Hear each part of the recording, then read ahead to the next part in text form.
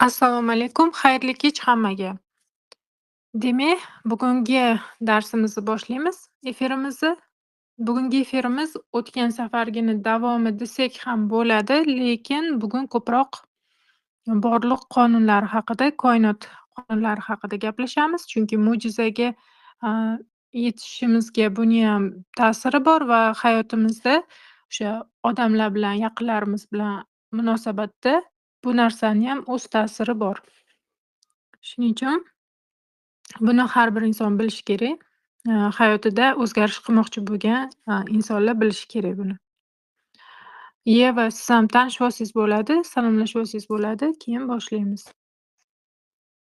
Xo'p. Xayrli kech hammaga. Yana bir bor efirda ko'rishib turganimdan judayam xursandman sizlar bilan. Bugun ham hammaga foydali efir bo'ladi. Biza borliq qonunlari haqida bugungi efir o'tishga qaror qildik va borliq qonunlari haqida nomlarini yoki ta'rifini ko'pchilik biladi, lekin uni hayotda qo'llash yoki hayotda vaziyatlarga duch kelganda qaysi qonun ishlayotganini ko'pchilik ajrata olmaydi. Shu vaziyatlarda bugungi efirdan keyin menimcha barcha borliq qonunlarini vaziyatlarga qarab ajratishni o'rganasiz. Hammaga foydali bo'ladi. Xo'p. Demak, bizada hamma narsani o'z qonun-qoidalari bo'lgandek, yashash tarzimizda ham hamma narsani, har bir narsani yozilgan va yozilmagan qonun-qoidalari bor. Bundan tashqari, ya'ni bu maishiy qonun-qoidalar deylik, yozilgan qonun-qoidalar bu maishiy qonun-qoidalar, ya'ni yo'l harakati qoidalari, konstitutsiya qonunlari, qoidalari, ya'ni siz qaysidir harakatni amalga oshirganingizda sizda qanaqa harakatga sizga jazo qo'yilishi mumkin yoki harakatingiz chegaralanishi mumkin va shunga o'xshash hamma narsa yozilgan. Ya'ni siz yerda yashayotgan ekansiz, qaysidir davlatda yashasangiz ham u yerni o'z qonun-qoidalarini bilishingiz kerak. To'g'ri yashashingiz uchun yoki yashashingizga, o'sishingizga, rivojlanishingizga minus bo'lmasligi uchun. Bu maishiy darajada, bu pastroq urovень darajadagi qonun-qoidalar. Bundan tashqari yuqori qonun-qoidalar bor. Bular o'sha inson ongi qanchalik rivojlangani sari kengroq qarashga harakat qiladi hayotga va kengroq qaraganida o'sha yuqoridan, yuqoridan qaralgandagi qonun-qoidalarni o'rganishni boshlaydi, maishiydan chiqqan holatda va keyin uni hayotida o'sha kengroq o'zgarishlar, kattaroq o'zgarishlar bo'ladi. Chunki hozirgi aytganimdek, biz bilmaydigan qonun-qoidalar bor, biz foydalanadigan maishiy qonun-qoidalar bor va yozilmagan qonun-qoidalar ham bor. Yozilmagan qonun-qoidalar bu o'sha mentalitet, qanaqadir bir insonlarni masalan, irqga, millatga, yoshga ajratilishi, erkak ayolga ajratilishi, ya'ni bu hech joyda masalan yozilmaydi. Masalan, kimgadir shu yoshda aniq turmushga chiqishi kerak, bu qonun degan qonun yo'q, to'g'rimi? Hamma istagan yoshida turmush qurishi mumkin. Lekin shundoq bo'lsa-da, odamlar masalan 20 yoshdan yo 25 yoshdan o'tganlar, ayniqsa 30 yoshdan o'tganlarni tinch qo'ymaydi. Nimaga san turmush qurmayapsan? Lekin bu hech joyda qonun qilib yozilmagan. Lekin o'zimizcha o'zimizda yana yozilmagan qonunlarimiz ham bor. Mana bu konstitutsiyadan tashqari, davlatda yozilgan qonundan tashqari. Maishiy qonun-qoidani ya'ni ikkita turi bor. Bitta turi yozilganlari bu davlat tomonidan tasdiqlanganlari. Ikkinchi turi bu odamlarning o'zi o'ylab topgani ili odamlarning o'zi dunyoqarashi, eskicharoq dunyoqarashda ongi rivojlanmay qolib ketgani. Undan tashqari 3-qoida bu 3-qonun-qoidalar bu kengroq, butun borliq miqyosida ishlaydigan qonun-qoidalar. Bu borliq qonun-qoidalar. Koinot qonunlari degan bo'ladi. Ular bir necha turga bo'linadi. Ko'p soni. Ulardan eng asosiy bizni hayotimizga ta'sir qiladiganlarni biz ichidan ajratib olib, o'shalar haqida gapiramiz hozir. Sizga tushuntirib beramiz. Bu bizga nimaga kerak? Ya'ni sizga nimaga kerak bo'ladi borliq qonunlari? Chunki siz agar borliq qonunlarini bilmasangiz, hayotda nimaga sodir bo'layotganini tushunmasdan o'tib ketaverasiz. Kim tushunsa, tushungani sari hayotida o'zgarish qila oladi va o'sha ta'sir qilish darajasini kamaytira oladi. O'sha ruhiyatiga, o'sha miyasiga ta'sir qilish darajasini kamaytiradi, masalan, negativ holatlarda. Sababini qidirib topganda bu vaziyatlar yengilroq yoki tezroq hal bo'ladi. Ya'ni borliq qonunlari sizga nimaga kerak? Hayotingizni ruhiyatingiz orqali, o'y-fikringiz orqali o'zgartira olish imkoniyatini beradi. Mana shuning uchun kerak bo'ladi. Yoki o'sha butun avlodingiz bilan ta'sirini o'tkazadigan qonunlar bor, masalan, karma. O'sha balans qonuni.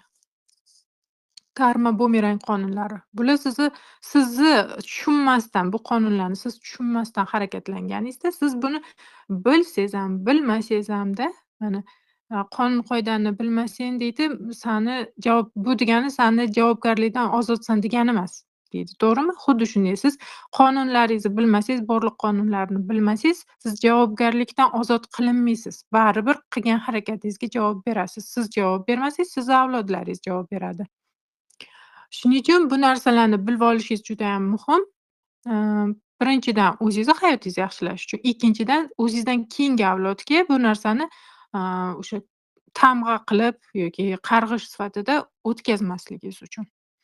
Demak, birinchi qonunlarimizdan bittasi bu o'sha bumerang qonuni, karma qonuni desak ham bo'ladi. Buni Sevara siz ta'riflab bersangiz, keyin keyingisiga o'tamiz. Xo'p, bumerang qonuni bu hech kimga notanish emas. Buni borliq qonunlari deb tushunmagan inson ham, psixologiyadan yoki ruhiy rivojdan xabari bo'lmagan inson ham bu haqida biladi. Ya'ni bumerang deb bilmasa ham, qilgan ishing o'zingga qaytadi yoki hozirgi kunda deydi 40 kunda qaytishi shart emas yoki 1 kunda ham qaytadi deydi yoki javobi baribir 40 kunda ham qaytadi degan gaplarni eshitgansiz. Xalq orasida bor bu gap.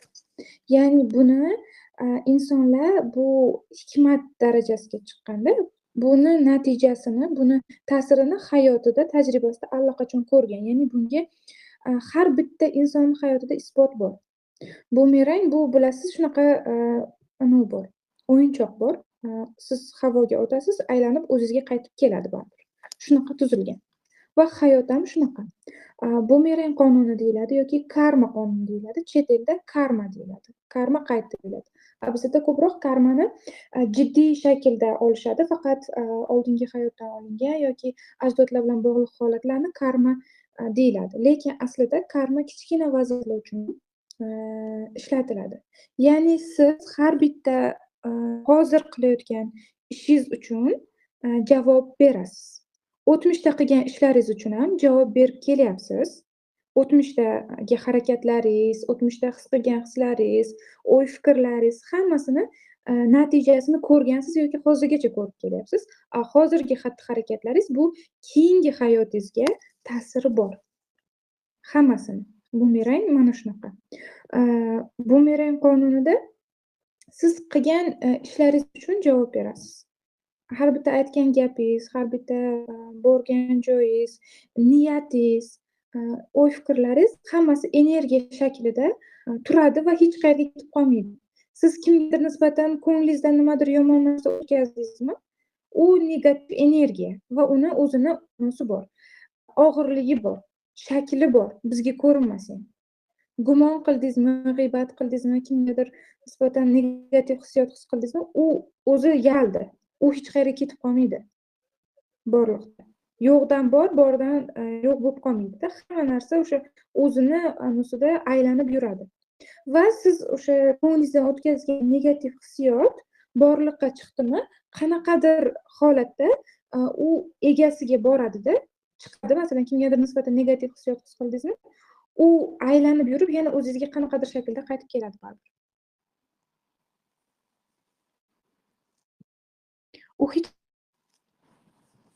qilasiz, agar ongli ravishda anglab tursangiz, demak, buni sizga kelayotgan u yaxshi holatmi, yaxshi vaziyatmi yoki yomon vaziyatmi, siz uni his qilasiz. Qachondir qilgan ishlaringiz yoki o'y-fikrlaringizni ta'sirlagan. Lekin ko'pchilik insonlar ongsiz ravishda qaraydi va nima uchun degan savolni beradi. Nima uchun bunaqa? Nima uchun menga bunaqa inson uchradi? Nimaga mani kunim rasvo o'tyapti? Nimaga men imtihondan yiqildim? Nimaga mani bolalarim bunaqa? Degan narsani savolni beraveradida. Va bilasiz, borliq qonunlari bitta o'zi ishlamaydi. Ya'ni hamma vaziyatingizga faqat bitta qonun ishlab turgan bo'lmaydida. Har bitta vaziyatga ikkita yoki uchta qonun birgalikda ta'sir qilib turgan bo'ladi. Hammasi ketma-ket, yonma-yon ta'sir qiladi. Bumerang bilan aks ettirish bo'lishi mumkin, harakat qonuni bo'lishi mumkin, tanlov qonuni, hammasi bir-biriga bog'liq. Bumerangni hayotda nimadir demoqchimisiz? Ha, karma bo'yicha bironta vaziyat o'zingizdan misol qilib keltira olasizmi? O'sha men eslashga harakat qilyapman. Hozir eslolmayapman. Yanayam yaxshiroq tushunarli bo'lardi. Esimga tushdi hozir bitta vaziyat. Men ancha yillar oldin judayam erkaklarga nisbatan nafratim kuchli bo'lgan. Qabul qila olmaganman, qabul qila olmas edim. Ya'ni faqat dadamni qabul qilardim va boshqa hech kimni qabul qila olmasdim ichki holatda. Ya'ni hamma erkaklarga nisbatan menda qo'rquv xavf hissi bo'lganda. Har bitta gap so'zi anosiga nisbatan menda shubha, nimaga bunaqa deyapti, bu nimaga bunaqa qarayapti degan bilan doim ular menga yomonlik qilsa ham, hech qanaqa og'irlik tushmasa ham, men ularga bu nima deydi, qurollanib turardim-da.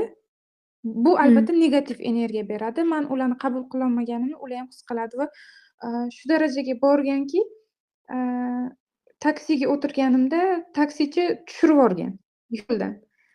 O'sha manzilgacha olib bormasdan tushirib yuborgan bo'lgan. O'zim ham o'sha paytda juda kuchayib ketgan bo'lgan u. Kim bilandir nima deydi, tortishgan bo'lganman. Yana ichimda nafrat ko'tarilgan bo'lgan. Ya'ni taksiga o'tiryapman, erkak kishi, taksichi ham yoshlar kattaroq. Hech qanaqa sababsiz men o'sha ichimdagi energiyani his qilganlarda men ular bilan tortishganim yo'q. Men ularga hech narsa deganim yo'q. Manzilga yetmasdan o'sha yanida tushing, bo'ldi, shu yerdan tushing, men olib bormayman sizni deganlarda, qish, sovuq, muzlab yotibdi hamma joy, olib borib qo'ying, o'sha yergacha buyurmas ekan desam ham, yo'q, men boshqa klient olishim kerak, tushib keting tez deyaptilar-da. Men o'sha paytda birinchi anglamaganman, nimaga bunaqa bo'lyapti, menga nimaga bunaqa muomala qildilar. Yana qilganman, orqasidan gapirganman, nimaga bunaqa mas'uliyatsiz erkaklar, men o'zi bilardim shuni degan bo'lganda, keyinroq men anglab yetganman, ham o'sha paytda meni ichimda turgan hissiyotni ham ko'rsatib bergan. Men uni qabul qila olmayotgan bo'lganman. Ham meni butun erkaklarga bo'lgan umumiy anomni ham ko'rsatib bergan. Ham aks ettirish, ham bumerang. Men ichimdan unga nafrat yuborib turganman u kishiga va erkaklarga nafrat yuborgansiz va erkaklardan nafrat qabul qilib olgansizda. Nimani yuborsanglar shuni olasizda. Bitta vaziyatda men yana misol keltirishim mumkin. Karmada misol uchun bu so'zni bizda bitta so'z bilan ifodalaydigan o'zbekcha ma'nosi yo'qda. Karma deb ishlatilganda biz osonroq gapirish uchun ishlatamiz. To'g'ri, boshqa millat so'zi bu, hindlarning so'zi bo'lishi mumkin, или boshqa qaysidir e'tiqod so'zi bo'lishi mumkin, lekin bu so'z hamma qanaqa millat bo'lishidan, qanaqa e'tiqodda bo'lishidan qat'iy nazar, butun chet elda mana shu so'zdan foydalanishadi. Faqat O'zbekistonga masalan endi yetib kelgan bo'lishi mumkin. Shuning uchun o'zbekcha agar ham yaxshiroq tushuntiradigan bo'lsak, masalan, bu bitta vaziyat qayta takrorlanishi qaysidir ma'noda og'irroq holatlarga ko'ra aytiladi karma deb. Ya'ni xuddi bir tamg'a, biror bir narsani sizga o'sha narsa peshonangizga tamg'a qilib bitilgan yoki tamg'a qilib qo'yilgan, o'sha narsa bilan davom etyapsiz hayotingizni yoki qarg'ish desak ham bo'ladi. Shuning uchun masalan karma qonunida shunaqa narsa bor. Birov sizni, haqiqatdan qarg'asa, ya'ni qarg'ishlar ham 2 turga bo'linadi: haq qarg'ish va nohaq qarg'ish. Haqiqatdan, sizni qarg'asa, o'sha kimgadir nimadir harakat amalga oshirsangiz, u inson sizni qarg'asa va uni qarg'ishi haqiqiy bo'lsa, sizni haqiqatdan siz nimadir yomon ish qilgan bo'lsangiz u insonga nisbatan, o'sha qarg'ish aylanib, kelib sizga uriladi, sizni hayotingizda sodir bo'ladi. Bu qaysidir ma'noda o'sha mana kimni hayotida nimalar sodir bo'layotgan bo'lsa, qanaqadir bir og'ir qiyinchiliklarmi bo'ladi-ku juda, chunki psixologiyaga hammayam kirib kelmaydi. O'zi o'z ustida ishlashni boshlagan, ruhiyati bilan ishlashni boshlagan insonlar kirib keladi va eshitadi. Hammayam eshitmaydi chatlarni, bilasizlar. Eshityapsizlarmi, demak, ong darajanglar shunaqa darajaga yetib kelgan, o'sgansizlar, izlanyapsizlar. O'shaning uchun, bu narsada, sababini qidiryapsizlar hamma narsani hayotinglarda va o'sha og'irroq bo'ladigan vaziyatlarni o'zgartirish qiyin bo'layotgan bo'lsa, qarab ko'rish kerak bo'ladi. Bu, sizni ajdodlaringizga borib taqalishi ham mumkin. Ya'ni onangiz masalan, deylik birorta qiz oranglarda turmushga chiqolmayapti deylik-da. Yoshi o'tib boryapti. O'zi man yosh, o'tish, yosh degan tushunchalarga qaramayman. Man mentalitet so'zi bilan aytyapman hozir. Necha yoshda turmush qursanglar ham, главное o'zinglarni insonlar bilan uchratib baxtli bo'lsanglar bo'ldi. Просто mentalitet bilan olib qaraymiz. O'sha mentalitet bo'yicha yoshi o'tyapti. Misol uchun odamlar qo'ymayapti uni.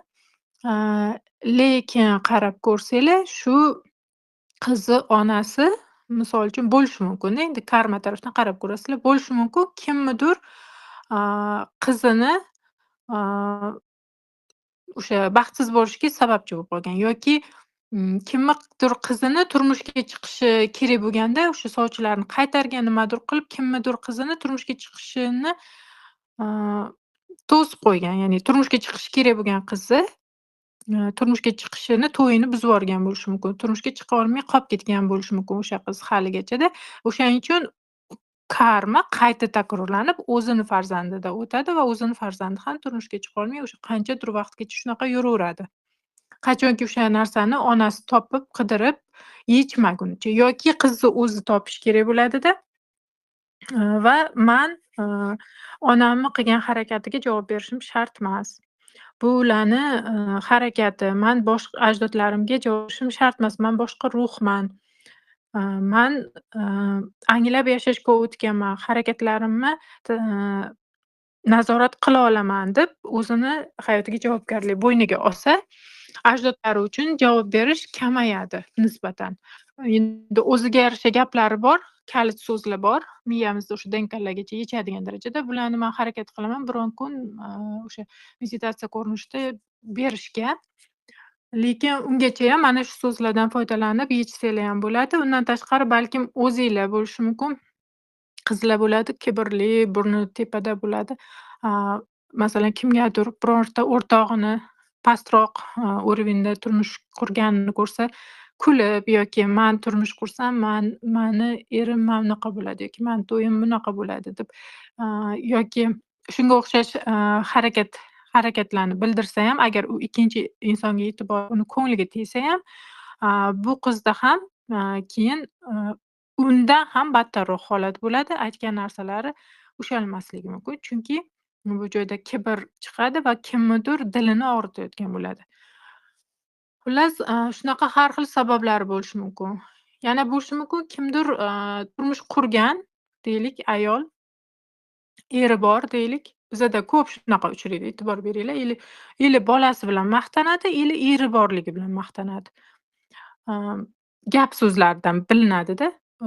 Chunki ular boshqa maqtanadigan narsasi ham yo'q bo'ladi-da. O'sha nimadir bilan maqtanishi kerak bo'ladi.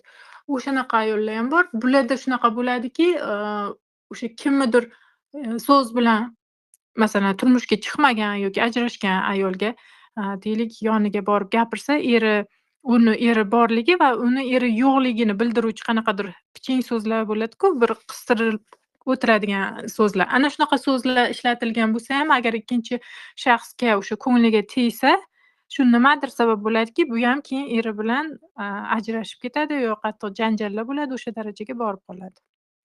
Ya'ni bu ham ersiz qolib ketadi keyin. Man bu narsani hayotimda ko'rganman, ya'ni kichkinalik paytim, onam bilan otam ajrashib ketishgan, va bizani qo'shnilarimizda, atrofda, deyarli o'sha hammasi endi turmush o'rtog'i bor, shunaqa bo'lgan va ular, endi o'tirib yig'ilish bo'ladi-ku. O'zi onam unchalik qo'shilmasdilar. Shundoq bo'lsa ham nimadir qo'shnilar yig'ilib biror bir, yig'ilishlar shunaqa, tadbir nimadir qilishganda, bir qaysidir safargisda chaqirishmaganda, aytishgan, "Eri yo'qlar qatnashmaydi" deganda. Faqat eri borlarni o'tiramiz, erimiz bilan degan. Eri yo'qlar kelmasin, короче, shunaqa gap gapirgan, shunga o'xshash. Va bu narsa onamni ko'ngliga teggan, eshitganlaridan keyin, va ma'lum bir vaqtdan keyin shunaqa bo'ldiki, o'sha gapni aytgan ayol eri tashlab ketdi, boshqasi bilan yurib ketdi. Orqasidan janjallar qildi, nimalar bo'ldi, kirdi, chiqdi bo'ldi. A, deyarli shunaqa, shu fikrni ma'qullaganlarni hammasini oilasi shunaqa holatga kelib qoldi. O'zlari ham ersiz holatda bo'lib qolishdi. Chunki mana shu narsa bor, kimnidir dilini og'ritsangiz, judayam shuning uchun ehtiyot bo'lish kerak biror bir so'z ishlatayotganingizda. Kibrga berilmayapmanmi shu so'zni ishlatayotganimda? Man o'zi bu narsani nimaga bu insonga aytyapman deb odam o'ziga savol berishi kerak. Ma'nosiz, maqsadsiz, kimnidir diliga tegadigan gap qilmaslikka harakat qilish kerak. Chunki bu ham karmani создавать qiladi. Ya'ni, o'sha, qarg'ishni, vujudga keltiradi va bu narsa keyin, o'zini hayotida ham takrorlanadi. Birovni dilini og'ritmanglar shuning uchun. Va keyin tushunmaslikdan ham, karma создавать bo'ladi. Misol uchun, kimnidir qaysidir harakatini amalga oshirdi deylik, siz tushunmadingiz o'shani. Nimaga shunaqa qildi va arzimagan narsa-ku yoki, masalan deylik, kimdir ajrashib ketyapti deylik, oila, siz o'shanga o'zingizcha fikr bildirmoqchi bo'lyapsiz. Nimaga ajrashadi? Tuppa-tuzukkina oilasilar-ku, endi deylik, ajrashib ketgan bo'lsa, misol uchun, "Nimaga bunaqa qildinglar?" yoki shunga o'xshash o'zizcha borib aql o'rgatasiz-ku. Bizda ko'pchilik shunaqa qiladi. Aql o'rgatishni boshlaydi. Chunki o'ylaydi, "Mani erim bor, mani oilam bor, bu ajrashib ketdimi, demak mani haqqim bor, bunga maslahat berishga" deb o'ylaydi. Unga maslahating kerakmi, yo'qmi, или mani maslahatim o'zi unga kerakmi, yo'qmi deb savol berib ko'rmaydi o'ziga. Va o'zicha borib maslahatlarini beradimi, shunaqa aqllilik qiladimi, "Davay yarash, bolalaring bor" yoki xullas tushunmaydi, eri balkim urar uni, balkim ichar, bilmaydi. Yo bilib tursa ham, "Ha, endi erkak-da" yoki "Ha, endi yashashing kerak-ku baribir" shunaqa so'zlar aytadi. Tushunmagani uchun o'sha ma'lum bir vaqtdan keyin o'zi xuddi shunaqa holatga tushadi. Yoki farzand, qizlari yoki o'g'li xuddi shunaqa holatga tushadi. Shuning uchun, biror narsani, biror bir vaziyat bo'lyaptimi, sizga taalluqli emasmi u narsa, aralashmang birinchidan. Ikkinchidan, bo'yningizga olmaganmisiz odamlarga yordam berishni, maslahat berishni. Chunki maslahat berish ham bu ish hisoblanadi, kasb hisoblanadi. Bu narsa ham odam bo'yniga olib qilishi kerak bu narsani. Chunki javobgarligi bor, o'zini hayotiga ta'siri bor. Aytyapman-ku, kimga nima bir gapingiz bilan aralashsangiz, shu narsa hayotingizda takrorlanadi. Agar unga kerak emas bo'lsa sizni maslahatingiz. Ko'pincha, e'tibor beringlar, sizni maslahatingiz kerak bo'lmagan joyga maslahat berib yurasiz. Aralashmanglar birovlarning tajribasiga.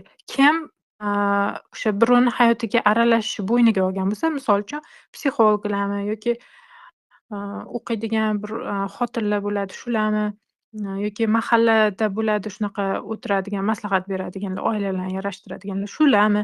Xullas, bo'yniga olgan odamlar bor-da bu ishni. Hamma o'zini ishini qilishi kerak. Agar sizni hayotingizda takrorlanishini xohlamasangiz, o'sha bumerang bo'lib sizda qayta takrorlanishini xohlamasangiz, hech kimni hayotiga aralashmang. O'zingizni hayotingizni go'zallashtirish bilan shug'ullaning. Qarg'ish masalasiga ham kelsak, qarg'ishdan ko'pchilik qo'rqadi oramizda. Bu ham karma qonuni.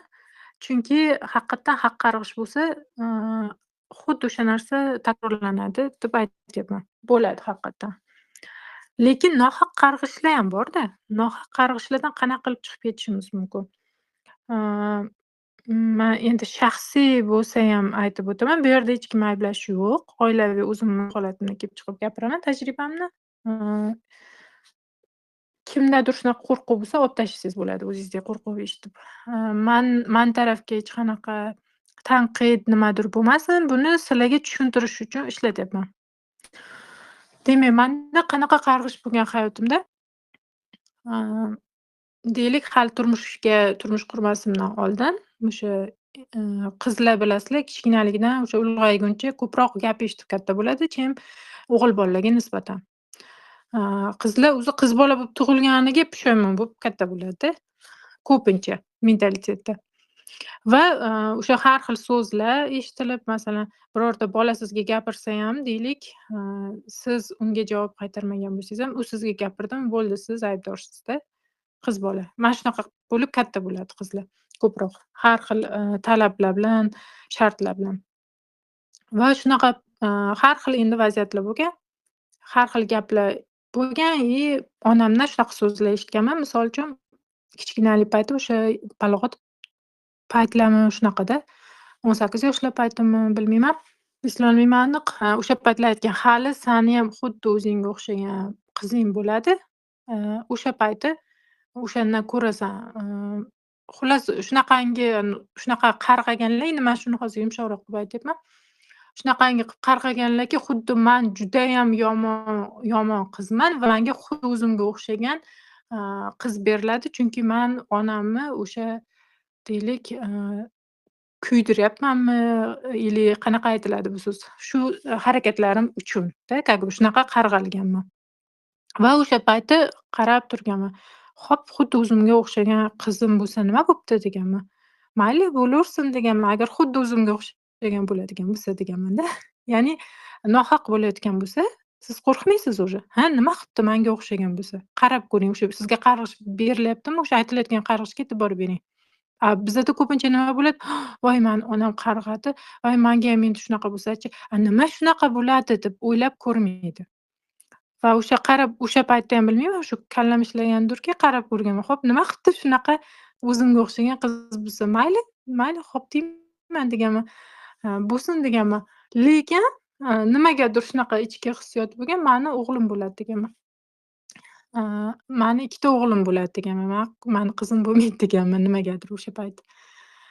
Haqiqatdan mana yillar o'tdi. Har safar homilador bo'lganimda, onam kutib o'tirardilar, что qiz bo'lishini-da. San nimagadir mana bunaqa narsalar ko'p yeyapsan, san, qiz tug'sang kerak. Shunaqa derdilar. Yo'q, men o'g'il tug'aman derdim. O'sha 2 ta farzandim ham o'g'il bo'lgan. Hech qanaqa qarg'ish o'tmagan. Chunki haqiqatdan, bundoq qarasangiz nohaq qarg'ish bo'lgan. Va bitta narsa bor, bundan tashqari. Onalar bolalarni o'sha qarg'ayotgan bo'lsanglar-da, gapirayotgan bo'lsanglar, haqiqiy ona hech qachon bolasini qarg'amaydi. Shu esingizda tursin. Hech qanaqa holatda qarg'amaysiz. Chunki qanday onasiz, qanday bolangiz qiynalishini xohlaysizmi? O'sha hop siz qarg'ishingiz, haq bo'lib chiqar, prav bo'lib chiqarsiz-da. O'shanaqa bolangiz qiynalib yashayotganda sizga farqi yo'qmi? Bolangiz qiynalayotganini ko'rish, misol uchun. Sizga haq bo'lib chiqishi muhimmi yoki foydali bo'lishi muhimmi? Shuning uchun onalar hech qachon, onamisiz, otamisiz, hech qachon farzandinglarni qarg'amanglar, hech qanaqa holatda. Bu amalga oshmaslik darajasi ko'proq, lekin amalga oshish darajasi ham bor. Chunki odam qo'rqsa, voy mani otam shunaqa qarg'adi, yo onam shunaqa qarg'adi deb qo'rqsa bola, qo'rquv asosida ishonib, o'sha narsa takrorlanishi mumkin. Chunki ota-onadan o'tyapti u so'zlar uni miyasiga. Shuning uchun karma qonuni hamma joyda mana shunaqa ishlaydi. Shunaqa joylari ham bor. Shularga ham e'tiborli bo'lasizlar. Nohaq qarg'alayotgan bo'lsanglar, hech narsadan qo'rqmanglar. Faqat tanlovingizni aniq qilib turing. Ya'ni bu joyda tanlov qonuni ham bor. Siz nimani tanlasangiz, shu amalga oshadi hayotingizda. Ya'ni siz hozir tanlov qonunini qo'shib gapiryapman. E'tibor beringlar. Ikkinchi qonun hozirgi paytda hayotingiz qanaqa holatda bo'lsa, hozir mana o'tiribsiz. Nimalaringiz bor atrofingizda? Holatingiz qanaqa? Mana shu sizni tanlovingiz bo'ladi. Siz shuni tanlagansiz. Shuning uchun xuddi shunaqa holatda, xuddi shu joydasiz. Xuddi shuncha narsangiz bor hozir. Tanlov bilan hammasi. Tanlov qonuni asosida bo'ladi. Tanlamasangiz bo'lmaydi. Nimaiki tanlasangiz, xuddi o'sha narsa hayotingizda bo'ladi. Shuning uchun biror narsani tanlayotganda ham yoki amalga nimadir hayotingizda sodir bo'lsa ham, demak, men buni tanlagan ekanmanki, men hayotimda sodir bo'lishi narsa deng. Agar tanlovingiz sizga yoqmayotgan bo'lsa, keyingi safar tanlovda deylik, anglagan holda yondashing tanlovingizga. Chunki tanlov bizda ko'pincha anglamagan holatda yuz beradi. Ya'ni biz o'zimiz ham bilmay qolamiz o'sha narsani tanlaganimizni. Podsoznaniyadan ketadi-da, ong ostidan. Ong osti bu eng toza joy. U yerda hamma narsa siz qanaqa o'ylasangiz, xuddi shunaqa sodir bo'ladi. Ya'ni u yerda maskalar yo'q, yolg'on yo'q. Siz nimani o'ylasangiz, xuddi shu narsani amalga oshirib beraveradi, ko'rsatib beraveradi. Misol uchun, siz tashqaridan, "Voy, men hamma odamlarni yaxshi ko'raman. Yo'q, hayot go'zal, men hammani sevaman" desangiz-da, lekin ong ostidan, ichingizdan odamlarga nisbatan nafrat bo'lsa, yomon ko'rsangiz-da, lekin kulib tursangiz maska taqib, ong ostida bu narsa ishlamaydi. Ya'ni ong ostidan odamlar, ya'ni ong ostidan siz odamlarni yomon ko'rasizmi, bo'ldi. Bu atrofga beriladi-da, atrofdagi odamlar ham sizdan nafratlanaveradi. Ya'ni siz yashira olmaysiz ong ostingizdan hech narsani. Qanday bo'lsangiz, boringizcha ko'rsatadi atrofda sizga. Atrofga sizni to'g'rirog'i. Bu aks ettirish qonuniga o'tib ketilyapti. Ya'ni aks ettirish qonuni haqida gapirsangiz ham bo'ladi. Eva, shunaqa bir-biriga ulab gaplashaveramiz. Qonunlar bitta vaqtda har xil qonun ishlayotgan bo'lishi mumkin. Asosiy o'zimizni hayotimizda ishlatadiganlarimiz, to'g'rirog'i o'zimizni hayotimizda kuzatganlarimizni sizlar bilan bo'lishyapmiz hozir. Hozir men bu karma bumerang qonuni bo'yicha yana bir narsa aytib o'tib ketmoqchi edim. Ko'pchilik qanaqa qilsam, nima qilsam men buzmayman o'sha bumerang qonunini. Qilishim kerak, umuman gapirmasligim kerakmi, umuman fikr bildirmasligim kerakmi degan narsani o'ylash mumkin-da. Karma qonunini, bumerang qonunini buzmaysiz, qachonki siz Xudoni ishiga va boshqalarning ishiga aralashmasangiz. Ya'ni o'zingizni joyingizdan, mana siz o'zingizni olamingiz bor, siz o'zingizni olamingizda glavniy roldasiz, o'zingizni hayotingizda turibsiz va yaratuvchisiz o'zingizni olamingizda faqat. Boshqalarnikida emas. Siz boshqalar uchun qaror qila olmaysiz. Siz boshqalarning tashqi ko'rinishi, ularni nima yeb ichayotgani, qanaqa qiyinchilik yashayotganini ko'rib siz hakamlik qilishga haqqingiz yo'q va ular bu qanaqa yashab o'tyapti, yaxshi yoki yomonmi, to'g'rimi, noto'g'rimi, siz uni taftish qila olmaysiz. Ha, bu to'g'ri, sen xato qilyapsan, sen to'g'ri qilyapsan deya olmaysiz. Mana shu narsani siz agar chegaradan o'tsangiz, ya'ni o'zingizni olamingizda qanaqa o'zingizga tegishli bo'lgan qarorlar hammasida o'zingizni fikringiz amal qiladi, lekin boshqalarning olamiga o'tib, ular uchun fikr bildirganingizda, ular uchun qaror qilganingizda yoki ularni tashqi ko'rinishiga bog'liq, ularni hayotiga bog'liq siz tanqid qilganingizda, ya'ni bu mumkin emas. Yaratuvchi hammani o'zi bo'lishi uchun yaratgan, hammani har xil yaratgan va siz mana shu chegaralardan o'tganingizda, ya'ni birovni chegarasiga o'tib fikr bildirganingizda yoki o'sha birovni haqqiga hujumga o'tganingizda, bu qonun ishga tushadi va qaytadi. Olamingizda siz istalgancha harakat qilishingiz, yaratishingiz mumkin. Bu nima, xatomi, to'g'rimi? Bu siz o'zingiz uchun tajriba. Lekin agar boshqalarning tajribasiga aralashadigan bo'lsangiz, bu sizga albatta negativ zarba bilan qaytadi.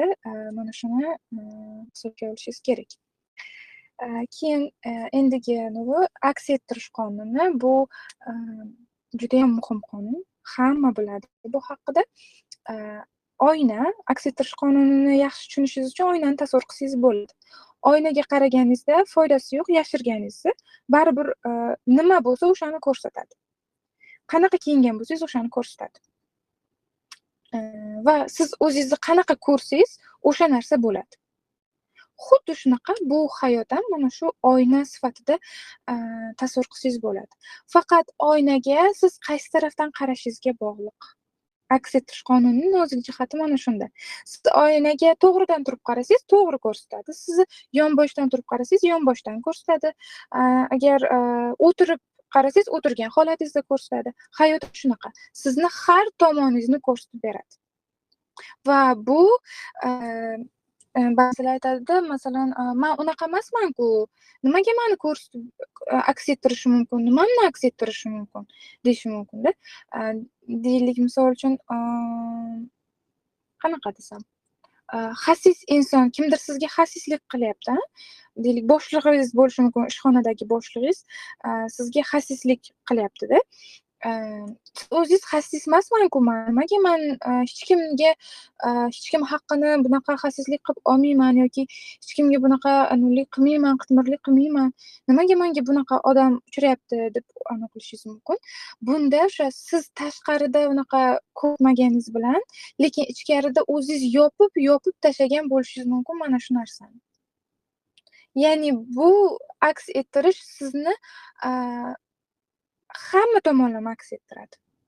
Siz o'shani ichingizdan topib olishingiz mumkin. Istalgan sizni hayotingizdagi narsani ichkaridan o'zingizdan topib olishingiz mumkin. Aks ettirish qonunini tushunish uchun shundoq o'tirgan joyingizda atrofga nazar soling. Sizni uyingiz sizni aksingiz. Sizni turmush o'rtog'ingiz sizni aksingiz. Sizni farzandlaringiz sizni aksingiz. Sizni ishxonangiz sizni aksingiz. Dugonalaringiz sizni aksingiz. Hammasi sizni qaysidir jihatdan aks ettirib beradi, ko'rsatib beradi. Ayniqsa, mana biz aytamiz farzandlarni. Aytamiz 14 yoshgacha farzand ota-onani aks ettiradi deymiz. Judayam mana shu narsani tushunsangiz oson formulada, chunki ko'pchilik farzandidan norozi bo'ladi, farzandi bilan chiqishmaydi, qabul qila olmaydi farzandini. Aslida o'zini qabul qila olmayotgan bo'ladi. Farzandim asabiy, umuman asabiylashaveradi, tinchimaydi deydi-da. O'zingizga nazar solib ko'ring o'sha paytda. O'sha asabiylashayotgan bolani yo otasi asabiy bo'ladi yoki onasi asabiy bo'ladi, yo ikkalasi ham asabiy bo'ladi. Siz bu vaziyatda bola bilan urushib, "Bola nimaga bunaqa qilyapsan? O'zingni bosib ol" deb uni tarbiyalashdan foyda yo'q. 14 yoshgacha bo'lsa, siz o'zingizga e'tibor berishingiz kerak. Nimaga asabiylashyapsiz? Uni sababi bilan ishlashingiz kerak, chunki farzand sizni aks ettirib berayotgan bo'ladi. Turmush o'rtog'i ham xuddi shunaqa. Hech kimga nima deydi, osmondan tushib qolmaydi-da turmush o'rtog'i. Siz turmush qurdingizmi shu inson bilan? Demak, u sizga kerakli inson, siz o'sha hamma qonunlar bo'yicha sizga mos-da va aks ettirish bo'yicha ham mos. Siz unda qabul qilayotgan jihat ham, qabul qila olmayotgan jihatlar ham qaysidir foizlarda, kichkina foizda bo'lsa ham sizni ichkaringizda bor. Ichingizda bor. Keyin shu joyda ham aytib o'tmoqchi edim. Ko'pincha 90% holatda karmik juft uchraydida insonlarga. Ya'ni 90% holatda siz karma bo'yicha uchratasiz juftingizni va siz vazifangiz shundan iborat bo'ladiki, siz ayol kishimisiz, erkak kishimisiz farqi yo'q. Juftingizni o'sha yuqori darajaga olib chiqish bo'ladi siz asosiy vazifangiz. Ya'ni bir-biringlarni qanaqa tortib olgan bo'lsanglar, bir-biringlarga qanaqa uchragan bo'lsanglar, boricha qabul qilib, undan ham yaxshiroq holatga o'tkazish bilan ishlaysiz. Ya'ni o'zingizni ham rivojlantirish, juftingizni ham rivojlantirish. Chunki mana karmik уровеньda deb men o'zimni misolimdan ham keltirib aytishim mumkin. Birinchi o'sha turmush qurgan paytlarimni bilan turmush o'rtog'imni hozirgi holatini solishtirsam, hozirgi fikrlashi, moddiy holati, hamma narsasinda agar solishtiradigan bo'lsam, yer bilan osmoncha farq bor. Hech kim o'ylamaydi o'sha odam hozirgi men bu odam deb. Даже tashqi ko'rinishlarida ham o'zgarish bor. Ya'ni siz juftingizni men mana ajrashishga shoshayotganlarga aytaman. juftingizni ajrashadigan bo'lsangiz ham shunaqa уровеньga chiqingki, bir-biringlarni shunaqa rivojlantirib chiqinglarki, urush janjalsiz bir-biringlar bilan oson xayrlasha oladigan, bir-biringlarni tushunib qo'yivera oladigan holatga chiqinglar. O'shanda ajrashsangiz to'g'ri bo'ladi. Chunki siz uniyam ishlagan bo'lasiz, juftingizni ya'ni kosmik уровеньga olib chiqqan bo'lasiz. U ham sizni rivojlantirgan bo'ladi va o'sha darajaga chiqqaningizdan keyin balkim ajrashgingiz ham kelmay qolishi mumkin yoki ajrashadigan bo'lsangiz ham yengilroq holatda bo'ladi hamma narsa. Ya'ni bir-biringlarga nafratsiz hamma narsa yengil holatda chiqadi. Shuning uchun mana shu joylari ham bor. Ya'ni karmik juftlarni kosmik уровеньga olib chiqish uchun uchrashamiz har doim odamlar bir-biri bilan. Aks ettirish qonunini zo'r tushunib olsangiz agar, bu hayotingizda rosa yordam beradi. Bitta qiziq voqea bo'lganda, man iPhone ishlatmasimdan oldin, birinchi o'sha iPhone sotib olmasimdan oldin, man iPhone telefon ishlatadigan odamlarni kam ko'rardim-da. Qayergadir ovqatlanishga borsam, Toshkentda bo'lsam ham kam ko'rardim-da. Kimda iPhone bo'lsa qarab, "Vau, qaysi markasi ekan, qanchaga olgan ekan" deb havas bilan qarardim. Men ham olaman deb endi niyat qilib uni qilardim-da va kam ko'rardim. Ko'rgan paytim, "Vau, iPhone ishlatarkan, qara iPhone ishlatarkan" derdim-da. Keyin men o'zim iPhone olgandan keyin, o'sha birinchi iPhone olgandan keyin shunaqa o'zgarib qoldiki, qayerga borsam, bo'lmasa boradigan joylarim unaqa o'zgargani yo'q. Ovqatlashga boraman, qayerga boraman, hammani qo'lida iPhone. Men hayron bo'lib aytayapman-da, nimaga unaqa bir oddiy telefon ishlatadigan odamni ko'rmayapman. Hamma iPhone ishlatishga o'tib ketdimi men iPhone olganimdan keyin deyapman-da. Keyin endi mana bunaqa hissiyot bo'ladi-ku, mana men iPhone olganman deb bunday qilib, his qilib ishlatgisi keladi-ku. Endi men qaraganman, hammaga iPhone olganini ko'rgan paytimda iPhone borlarga havas qilib qaraganman-ku. Men ham endi iPhone oldim deb Menga ham shunaqa qilibsin degansiz. Ha. Birinchi olganda shunaqa hissiyot olgim kelib, shuni atrofga qarayapman, yo'q, hamma o'zi bilan ovora, hammani qo'lida iPhone-da. Men keyin o'shanda tushunyapman, demak, siz уровеньingiz oshsa, sizni atrofingizdagilar ham, insonlar ham almashish boshlaydi yoki shunaqa insonlar kelishni boshlaydi. Siz iPhone ishlatyapsizmi, sizni atrofingizdagi insonlar ham o'sha iPhone'ga o'tgan bo'ladi yoki shunaqa inson keladi yoki ular ham shunaqa holatga o'tadi. Ya'ni hech qachon nima deydi, bu darajani aytayotganda, bu rivojni tushuning ong darajasini tushunsangiz bo'ladi-da. Hech qachon juda ham past holatda rivojlanayotgan inson bilan juda ham yuqori holatdagi inson to'qnashmaydi hayotda. Do'st ham bo'la olmaydi, juft ham bo'la olmaydi, shunchaki tanish ham bo'la olmaydi. Siz rivojingiz o'sganini mana shu atrofingizdagi insonlarning holatiga qarab bilsangiz bo'ladi. O'zingizni o'sganingizni yoki atrofdagilarni xuddi shunaqa o'zgaradi. Siz rivojlansangiz, atrofingizdagilar ham rivojlanadi-da, hatto qo'shningizgacha. Qo'shningizning mushugigacha desak ham. Yo'q, shunaqa bo'ladi rosa. Rosa mana shuni sinab ko'rsanglar bo'ladi. Keyin men yana bitta narsaga juda ham ko'p marta sinab ko'rdim va amin bo'ldim. Menda bu rahmdillik deymizmi, mana shu narsa bor va ko'proq hayvonlarga shunaqa